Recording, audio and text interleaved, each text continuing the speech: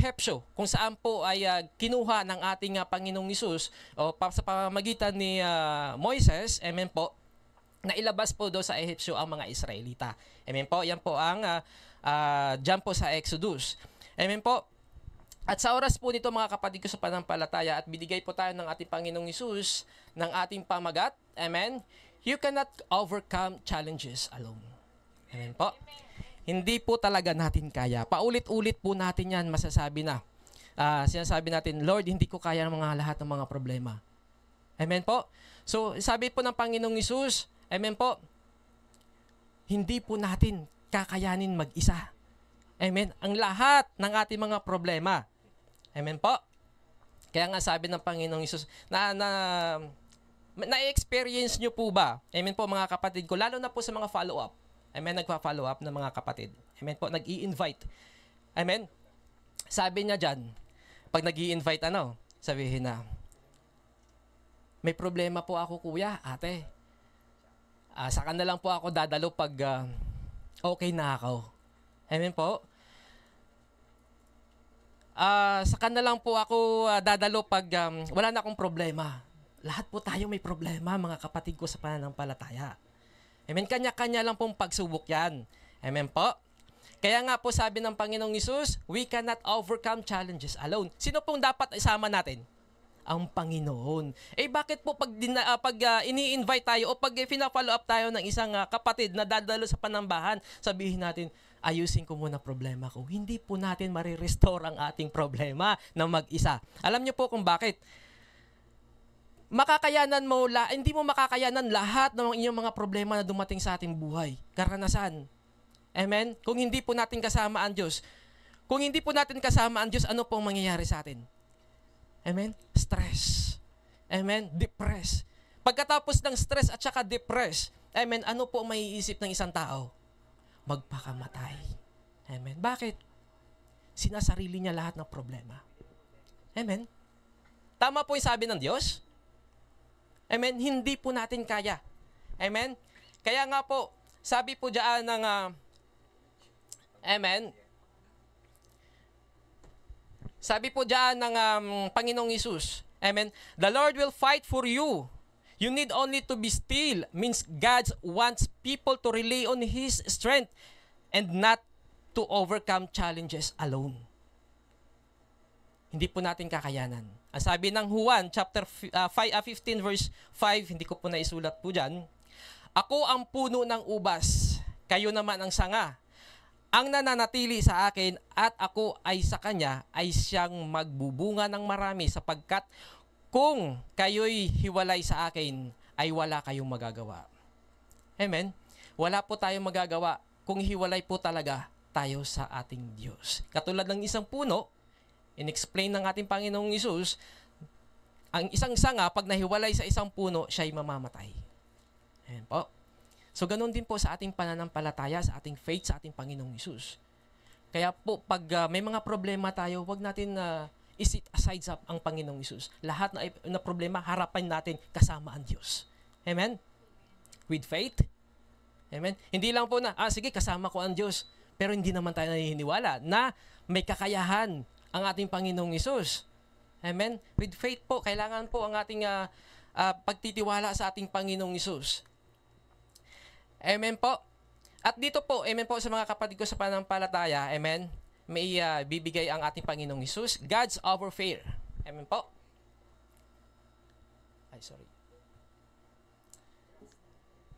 Trust over fear, sabi niya dyan, God's instruction to the Israelites and by extension, believe, do not be afraid. Amen. And call to be still is the invitation to trust, not to be passive. Amen. Ang sabi ng Panginoong Hesus, may instruction po ang Panginoong Hesus sa atin. Dito po sa chapter 14 ng Exodus, may instruction po ang Panginoong Hesus sa mga Israelites. Amen. So sa ating kapanahunan ngayon, mayroon din pong instruction ng ating Panginoong Hesus. In the previous po ng ating mensahe ng ating Pastor Mick, amen po, marami pong mga signage, amen po, na sinasabi na bawal tumawid, nakakamatay. Amen. Kung hindi po tayo sumunod sa instruction na yan o sa nalagay na dyan, tumawid ka, highway nga eh. 'Di ba? Nakakamatay. So, ganun po ang mangyayari sa atin. So dito po sa instruction po, katulad din po sa biblical instruction din po sa ating Panginoong Hesus sa kay Haring Saul. Amen po. Anong instruction niya doon? Patayin lahat. Amen po. Walang maititira. Bata, matanda, babae, lalaki, hayop, mataba, lahat po papatayin. Anong sabi ang ginawa ng ang ginawa ni Haring Saul? Kinuha niya yung matataba, ang pwedeng mapakinabangan. Ganon din po sa ating mga kapatid sa pananampalataya.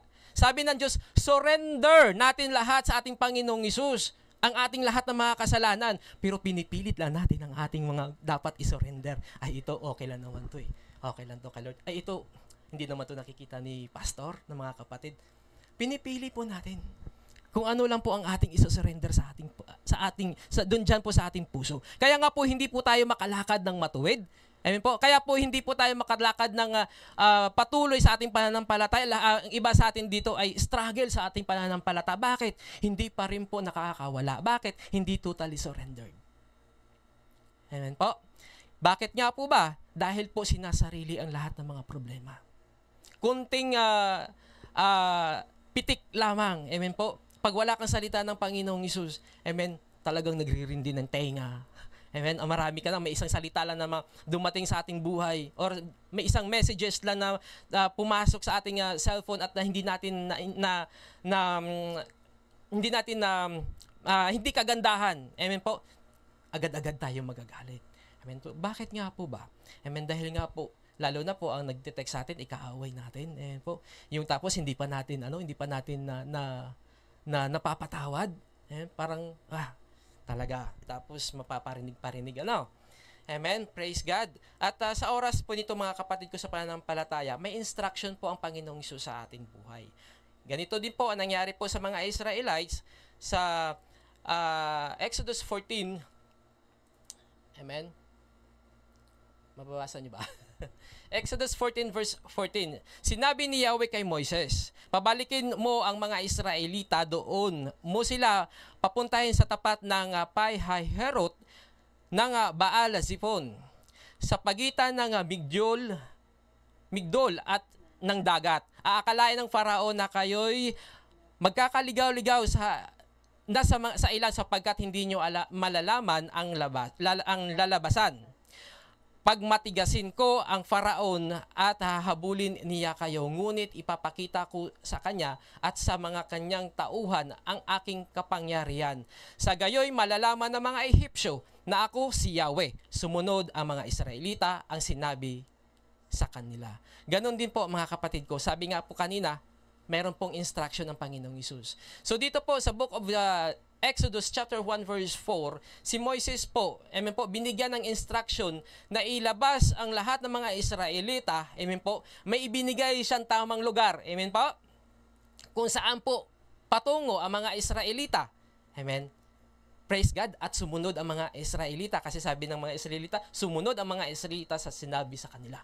Amen po. Nawa po mga kapananampalataya ko sa Panginoong Hesus, pag may instruction po sa atin ang ating Panginoong Hesus, sumunod tayo. Kasi hindi po ibibigay ng Panginoong Hesus ang kapahamakan ng bawat isa. Amen? Hindi po pabayaan ng Diyos ang lingkod niya, ang tunay niya na lingkod, hindi niya pababayaan na makuha ng kaaway. Amen po? Kaya po, palad ng mga taong sumusunod sa salita ng ating Panginoong Hesus. Ang sabi niya po dyan sa Exodus 14, verse 8 and 9, sabi niya, ipagmatigas ni Yahweh ang Faraon at hinabol niya ang mga Israelita. At nooy buong pagtitiwalang naglalakbay, hinahabol nga sila ng mga Ehipsyo, ng mga kawal ng Faraon. Kaya sa kanilang sakay ng kanilang karwahe, inabot sila ng mga Israelita sa tabi ng dagat na malapit sa Pi-Hahiroth sa tapat ng dagat ng Baal-Zephon. So ito po, amen po, ito po yung plano, amen, ng Diyos kumbaga may ibibigay o ipapasaksi ng Panginoong Hesus sa mga Israelita at saka sa mga Ehipsyo kung sino nga po ba talaga siya. Amen? Kasi may instruction ng Panginoong Hesus kay Moises na dalhin mo ang mga Israelita doon at ipapakita ko sa kanila kung sino ako. Amen? Wala pong nakakaalam sa kanila. Amen? Kung ano ang gagawin ng Diyos. Ganon din po sa ating mga kapatid ko sa pananampalataya. Habang po sumusunod tayo sa ating Panginoong Hesus. Amen? Hindi natin alam ang plano ng Diyos. Kaya huwag po tayo magmurmur. Amen? Sa ating pananampalataya sa ating Panginoong Hesus. Amen? Kasi kadalasan po napapagod na. Marami ng pinagkakaabalahan. Amen po? Wala na time sa ating Panginoong Hesus. Ito po ang mga support verse po na ibibigay sa atin ng ating Panginoong Hesus. Amen po, na matatagpuan po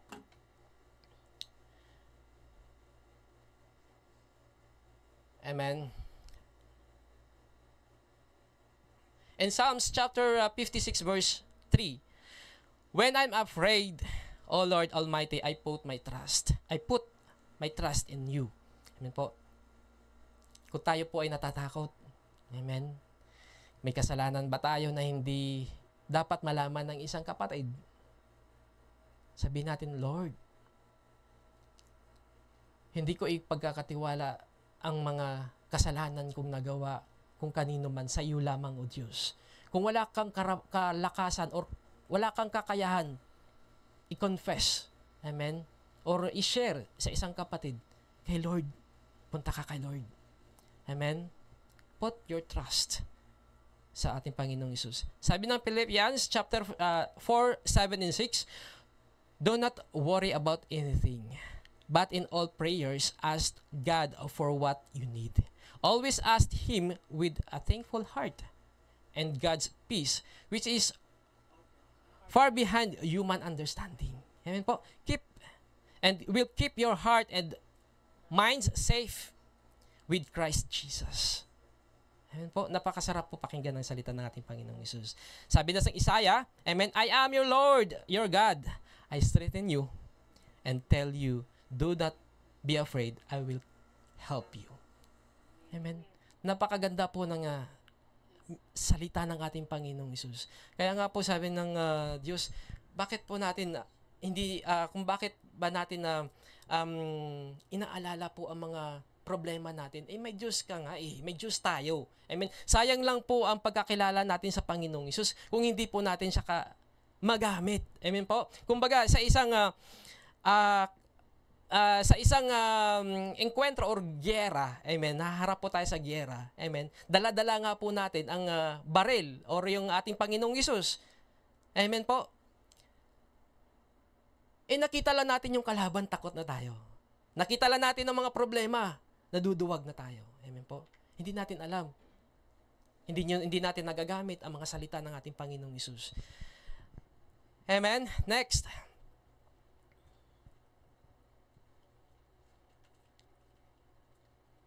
Hallelujah.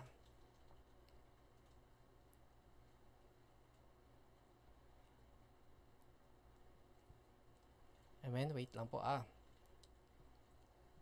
Amen. God's unwavering support. Amen. Sabi niya diyan, the verse is declaration of God's promises or promise to fight for His people, assuring them that they do not face their struggles alone. Amen po. Napakasarap po na sabi ng Panginoong Hesus. Amen. Ang mga promise niya. Sabi lang natin kanina sa mga verses na ang kailangan ng Diyos, ang sabi ng Diyos na, I will fight for my people. Amen. Hindi po niya hahayaan na lahat na struggle natin sa buhay na hindi natin matatagumpayan. Basta kasama lang natin ang Panginoong Hesus. Amen? Sabi ng Exodus, dito po, makikita dito sa atin ng ang bawat isa sa atin. Matinding takot. Nung time po na nakita na ng mga Israelita na papunta na po ang mga ang haring Pharaon kasama ang kanyang hukbo ng mga Ehipto. Ang sabi ng mga Israelita dito. Amen. Matinding takot ang naramdaman ng mga Israelita. Nung nakita nilang dumating ang Faraon at mga Ehipsyo, kaya dumating sila kay Yahweh, sinabi nila kay Moises, wala na bang paglibingan sa amin sa Ehipto kaya mo kami dinala sa ilang para dito mamatay? Inilabas mo nga kami sa Ehipto, ngunit tingnan mo ang nangyari. Hindi ba't bago tayo umalis, sinabi na namin sa iyo na ganito ang mangyayari at aming sasapitin, sinabi na namin sa inyo, huwag mo kaming pakialaman. At pabayaan na lamang makaming manatiling alipin ng mga Ehipsyo, sapagkat gustuhin pa naming maging alipin kaysa mamatay dito sa ilang. Ganon din po ba tayo mga kapatid ko sa pananampalataya? Pag nakakita po tayo ng mga problema, kaya nga po pag may mga problema tayo, sinasabi natin na, Lord, nagko-complain tayo. Amen. Nagmumurmur tayo sa Panginoong Hesus. Bakit mo sa akin binigay sa dami ng tao? Bakit sa akin to, Lord? Amen. Nakakita lang po ang mga Israelita na patungo. Kasi ito po ay plano ng Diyos sa mga Israelita at saka sa mga Ehipsyo. May plano sa diyan kung bakit niya pinamatigas ang puso ng Paraon at sundan ang mga Israelita. Kasi pinayagan niya na lumabas eh. Amen? Sabi ng Panginoong Hesus kanina, pagmatigasin ko ang Paraon. Kasi may plano nga po ang Diyos. Amen? Ganon din po sa ating pananampalataya. Amen? Bibigyan tayo or pinapahintulutan tayo ng Panginoong Hesus magkaroon ng mga struggle sa ating buhay para po ipapakita sa atin ang kapangyarihan ng Diyos ng ating sinasamba. Amen po? So yun po sinasabi dito ng ating verse. Amen? Ang sabi dyan saglit lang po ang salita ng Panginoong Hesus, ha? Amen. Ang bilis. Amen. Lamentation, chapter 3, verse 22. The Lord, unfailing love and mercy still continue. Amen. Sa awit, sabi niya dyan, ang Diyos ang aking lakas at kanlungan. At handang sa saklulo kung may kaguluhan. Amen po. Sa lahat po natin, no? Lahat po ng mga kaguluhan sa ating buhay or sa family, sa trabaho, lahat po nandyan na. Ibuod na natin. Amen po. Handa po ang Diyos na tumulong sa bawat isa sa atin. Amen po. Ang sabi niya sa awit, chapter 55 verse 22, ilaga kay Yahweh ang iyong suliranin. Aalalayan ka't ipagtatanggol rin. Ang taong matuwid, di niya bibiguin. Amen po. Napakaliwanag po ng sabi ng Panginoong Hesus. Ang taong matuwid ay hindi niya bibiguin. Amen. Kaya nga po tayo nafe-feel po tayo sa ating mga ay mga pagsubok, no? Hindi natin nakayanan or sa ating buhay. Amen po. Dito po tayo nagkakaroon ng kakulangan sa ating Panginoong Hesus. Amen. Hindi tayo naging matuwid. Bakit po hindi nasasagot ang ating mga dasal? Amen. Kuya, nagdadasal naman ako kay Lord. Amen. Bakit po hindi sinasagot ang Panginoong Hesus? Dahil po mayroon pong plano pang iba sa ating Panginoong Hesus. Or baka nga po na hindi po tayo matuwid sa kanyang harapan. Amen. Kasi pag matuwid po tayo, talaga pong hindi tayo bibigyan ng ating Panginoong Hesus. Ibibigay niya ang lahat para po sa kanyang mga anak. Amen po. Next po.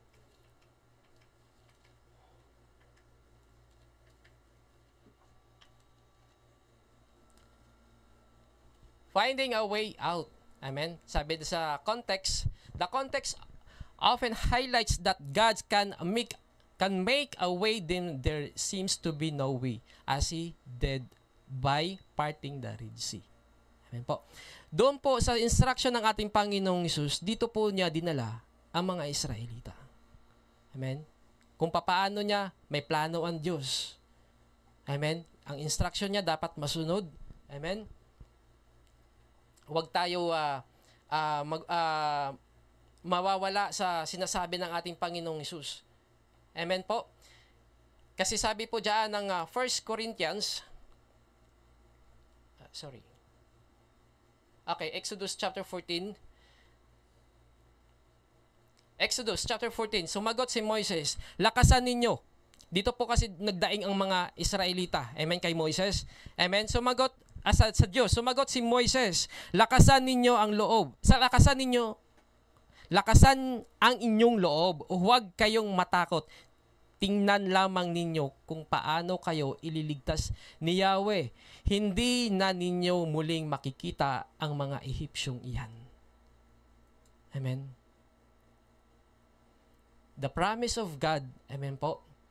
At ang plano ng Panginoong Hesus, kung tayo lang po ay sumunod sa kanyang mga utos, sa kanyang mga salita, hindi niya po tayo pababayaan.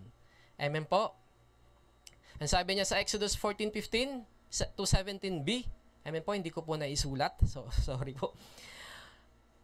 Palakarin mo sila. Palakarin mo ang mga Israelita, itapat mo sa ibabaw ng tubig ang iyong tungkod. Mahati ang tubig at manunuyo ang lalakaran ninyo. Lalo kung pagmatigasin ang mga Ehipsyo at pasundan kayo sa kanila, ngunit doon ko sila lilipunin. So this is the plan of God. Kung bakit po pinamatigas ng Diyos ang Faraon na sundan ang mga Israelita kasama ang kanyang kawal. Dahil po may plano ang Diyos. Ang sabi na ang akalain ng Faraon na wala nang ligtas ng mga Israelita. Amen? May kapangyarihan ang Diyos. May plano ang Diyos na hatiin ang Red Sea.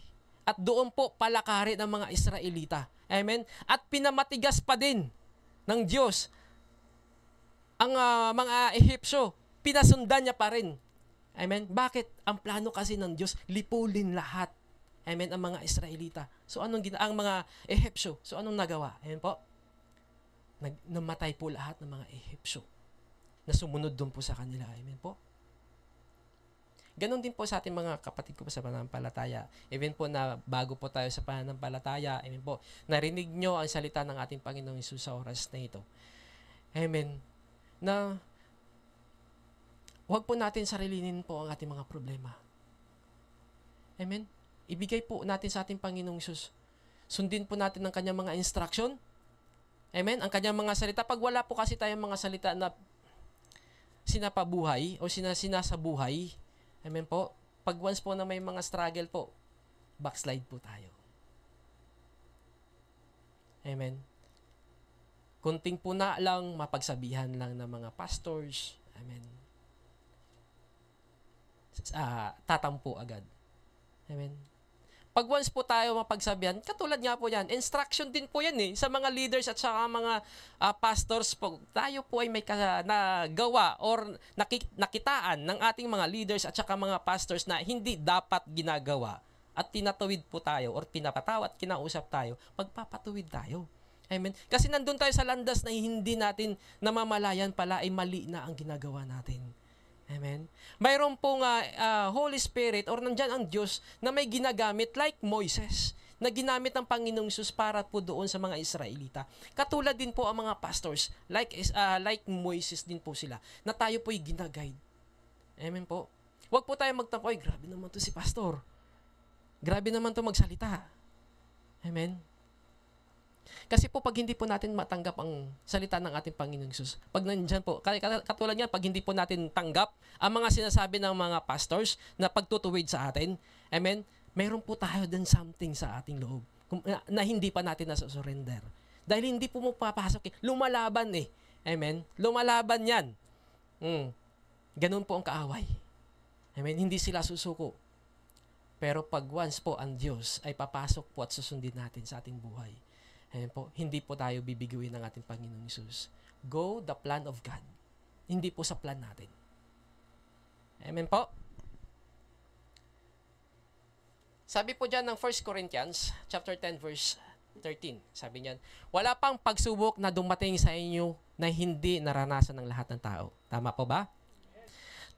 Tapat ang Diyos at hindi niya ipapahintulot sa kanyang na kayo'y subukin ng higit sa inyong kakayanan. Sa halip, pagdating ng pagsubok, bibigyan niya kayo ng lakas upang matagumpayan iyon. Maliwanag po ang salita ng Panginoong Hesus. Amen. Kaya ko, mga kapatid ko sa pananampalataya, kung may nararanasan or nararamdaman kayo, amen po, punta tayo sa ating Panginoong Hesus. Huwag natin limitahan ang kakayahan ng ating Panginoong Hesus. Huwag tayo manandigan sa ating kalakasan. Dahil ang kalakasan natin ay hindi mas higit ang kalakasan ng ating Panginoong Hesus. Amen. Last po. Amen. Rest in God's power. Encourage believers surrender their anxieties. Sorry, meron na pala ako dito. Wala po eh. Sorry. Encourage believers to surrender their anxieties and give their struggles to God, trusting that He is capable to winning the battles. Amen. Hallelujah. Napakasarap po ng ating salita ng ating Panginoong Hesus. Amen po. Ang sabi niya dyan sa 1 Corinthians, sa mga verses po dyan, no, na ibibigay sa atin. Your faith, sabi niya, your faith then does not rest on human wisdom, but on God's power. Huwag po tayo mag-depende dun sa kalakasan ng ating sarili. Kaya nga sabi ng title natin kanina, amen? You cannot overcome challenges alone. Amen?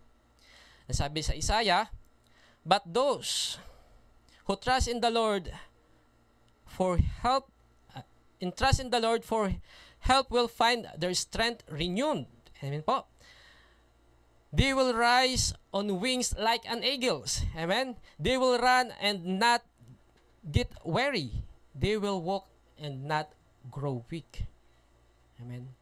Ganyan po ang pangako ng ating Panginoong Hesus. At dito po, lastly po, ang sabi ng Panginoong Hesus dito, sa Exodus chapter 14 verse 14, amen, ang sabi niya po dyan, the Lord will fight for you and you all have to do is to keep still. Amen po. Nawa po sa maiksing mensahe ng ating Panginoong Hesus, mga kapatid ko sa pananampalataya, ay mayroon po tayong natutunan. Amen po.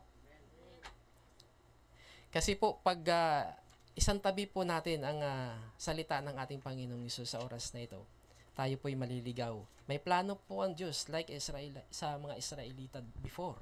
Amen? In summary po, sa Exodus chapter 14, bilang conclusion po, amen, reminder to be peace in God's power. Trust the ability to overcome obstacles and rest in His promise to fight for us. Yan po ang sabi ng Panginoong Hesus dito. Yan po, hindi po lahat po ng mga problema, ika nga sabi sa binigay niya ng verse kanina, lahat po ng mga tao po naranasan ang mga problema, binibigay sa atin ng ating Panginoong Hesus na hindi natin kaya.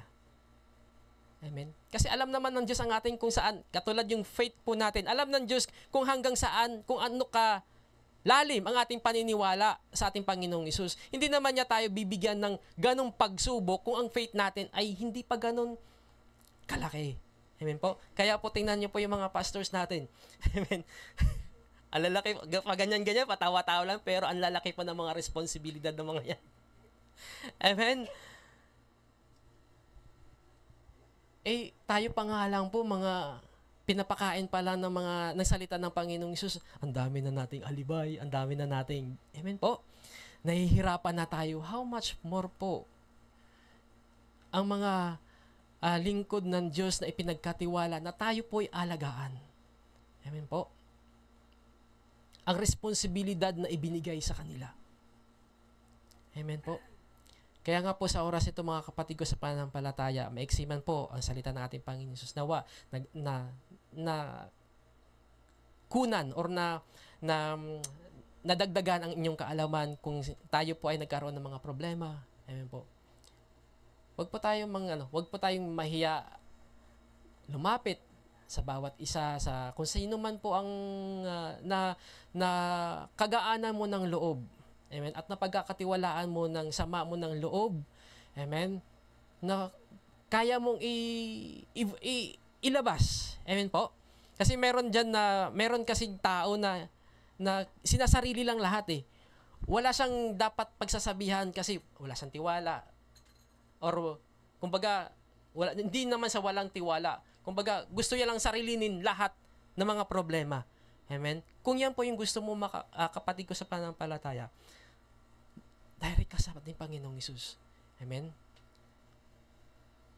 Kung gusto mo naman na may mga leaders po na mag-pray sa inyo, sa atin, amen po, lumapit tayo sa mga leaders. Coach, pastora, ganito pong problema ko. Pwede ba niyo akong tulungan? Amen. Sa pamamagitan po ng kalakasan at kapangyarihan ng Panginoong Hesus, gagamitin po yan mga pastors na yan. Amen po, tayo po ay tumayo.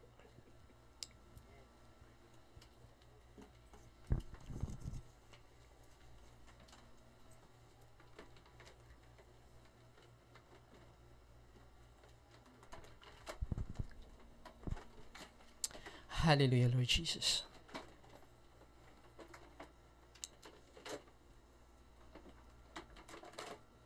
Manatili po tayo sa presensya ng ating Panginoong Hesus.